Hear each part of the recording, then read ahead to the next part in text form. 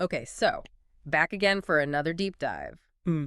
Remember last time we were looking at those JFK files, the newly released ones? It felt like we were just kind of scratching the surface, like there was something bigger, hiding underneath.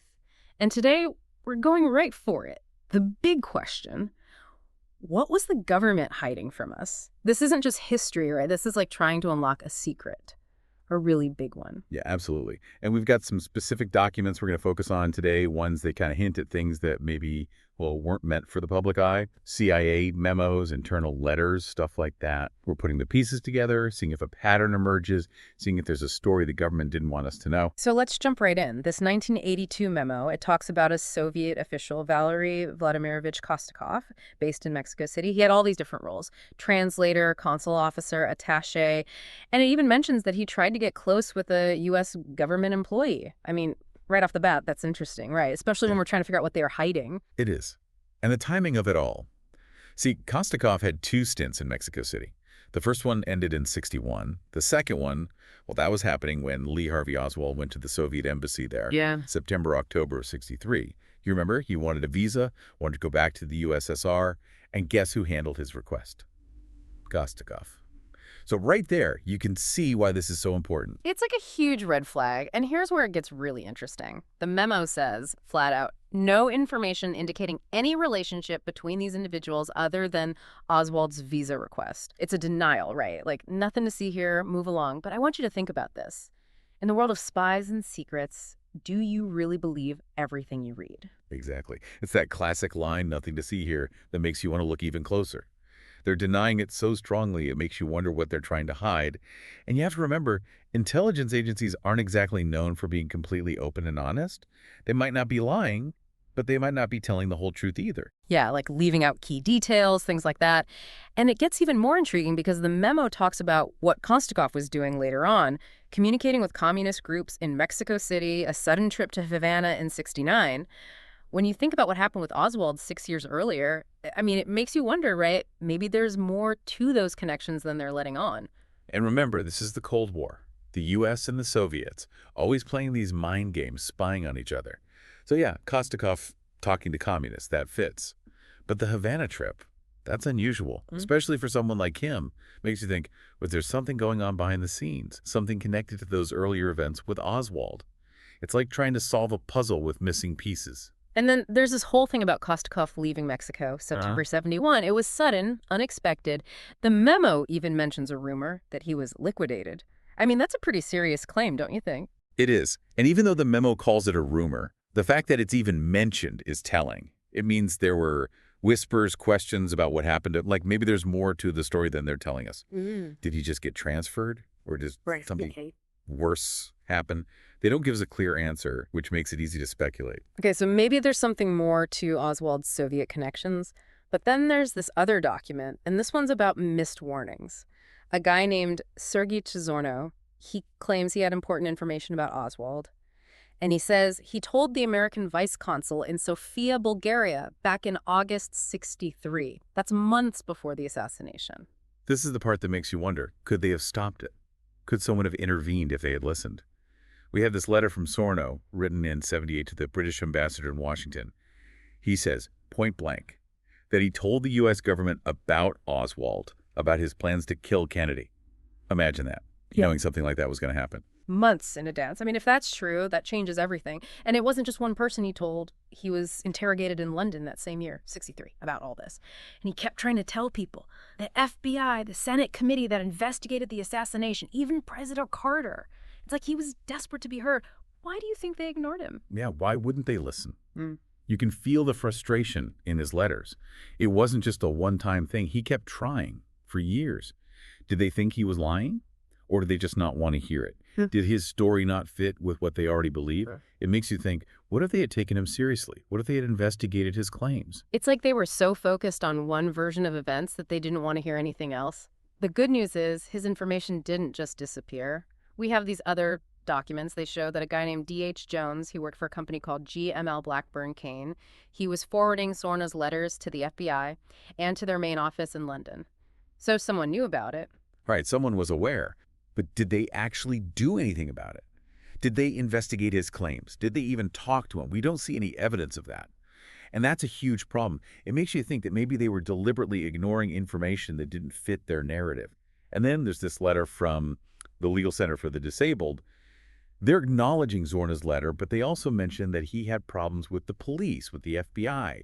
It's like he was being punished for trying to tell the truth. It's really unsettling. Makes you wonder how many other voices were silenced, how many other truths were buried. But let's look at another side of this "what were they hiding" question.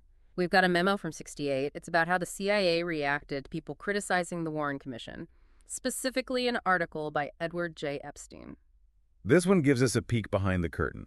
We get to see how the CIA felt about anyone questioning the official story. Epstein's article, it was critical of the Warren Commission, said there might be a bigger conspiracy, maybe involving foreign intelligence. He wasn't buying the lone gunman theory. And the memo tells the CIA stations to be ready to argue against these ideas, especially in places where it could cause political problems. What do you think? Were they just trying to protect the Warren Commission? Or were they trying to control the narrative, keep people from thinking about other possibilities? I think it's more the second one. They were actively trying to shape public opinion, to make sure people believed the Warren Commission. And the fact that they specifically mentioned arguments about foreign involvement, that's telling. They didn't want people to even consider the idea that other countries might be involved. Makes you wonder, if the Warren Commission's findings were so solid, why did they need to defend them so aggressively? It's almost like they were running a propaganda campaign. And to understand how they might have been handling information about someone like Oswald, we need to look at this document from '74. It describes the 201 system. Now, what is this system, and why is it important for our discussion? Think of the 201 system as a giant filing cabinet, but for spies. It's how they kept track of people they were interested in. Each person got a 201 file, and it had everything. Their bio, who they knew, what the CIA thought of them, any intel they gathered on them. And every file had a unique number, a 201 number. So who got one of these files? Well, the memo lists the categories that automatically triggered a file. Diplomats, intelligence officers from other countries, especially the Soviet Union and Cuba, and people connected to communist parties. So think about Oswald. He'd been to the Soviet and Cuban embassies. He called himself a Marxist. Do you think he had a 201 file? It seems pretty likely. And if he did, what was in it? Did they tell the Warren Commission everything?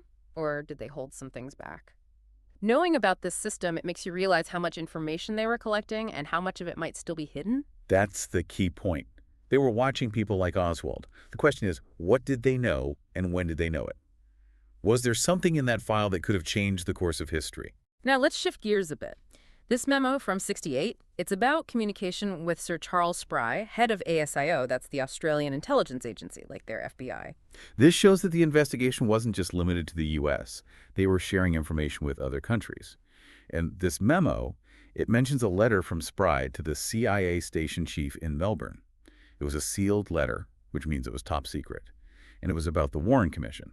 A sealed letter about the Warren Commission? That sounds suspicious. And the memo recommends declassifying a document, Warren Commission document CD 971. What was so secret about it that they needed to keep it hidden? CD 971, it was about anonymous phone calls to the Australian embassy in Canberra, before and after the assassination. Think about it. Anonymous calls, right around the time Kennedy is killed. They obviously thought it was important enough to investigate, and now they want to declassify it, which means maybe it's not so sensitive anymore. But it still makes you wonder, what was so dangerous about those phone calls? What kind of information could they have contained? It could have been anything, right? Rumors, warnings, maybe even someone confessing. The fact that they investigated it at all shows how carefully they were looking at anything unusual that happened around the time of the assassination. Exactly. Even small details like anonymous calls, they can be important, especially when you're talking about something as big as the JFK assassination. Maybe those calls held some kind of hidden connection, something they didn't want us to know about.